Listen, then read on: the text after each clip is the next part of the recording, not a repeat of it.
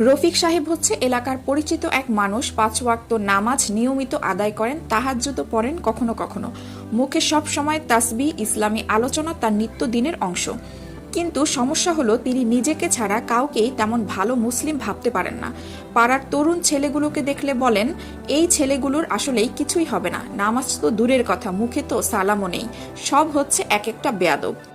একদিন এক সন্ধ্যায় তিনি পাশের বাসার আরিফ নামের এক ছেলেকে ডেকে বললেন, তোর বাবার জানাজা হয়তো 20 বছর পরে হবে, কিন্তু তুই ততদিনেও জানাজা পড়তে পারবি না, কারণ তুই তো ঠিকমতো নামাজটাই পড়িস না।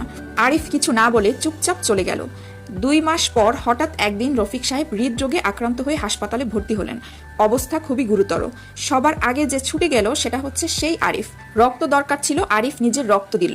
আসলে রফিক সাহেবের ছেলেরা দেশের বাহিরে থাকে, হাসপাতালে সারাদিন রফিক সাহেবকে সেবা করলো সেই আরিফ। চোখে পানি নিয়ে রফিক সাহেব তখন বললেন, আমি শুধু নামাজ শিখেছি, কিন্তু ভালো মানুষ হতেই ভুলে গিয়েছি। কিন্তু তুমি আমার চেয়ে অনেক বড় মানুষের পরিচয় দিয়েছো, কারণ তোমার মধ্যে বিনয় আর মনুষ্যত্ব দুইটাই বিদ্যমান। আসলে ধার্মিক হয়ে গিয়ে আপনি যদি নিজেকে ফেরেশতা ভাবতে শুরু করেন আর অন্য সবাইকে জাহান্নামী মনে হয়, তাহলে সেটা খুবই চিন্তার বিষয়। ইসলাম একমাত্র আপনাকে নামাজি হওয়ার জন্য নয়, বরং মানুষ হওয়ার জন্যও পাঠিয়েছে। আপনি যদি নিজের ইবাদতকে অস্ত্র বানিয়ে অন্যকে অপমান করেন, তবে সেই ইবাদতের আসল রূহ বা আত্মাটাই আসলে হারিয়ে যায়।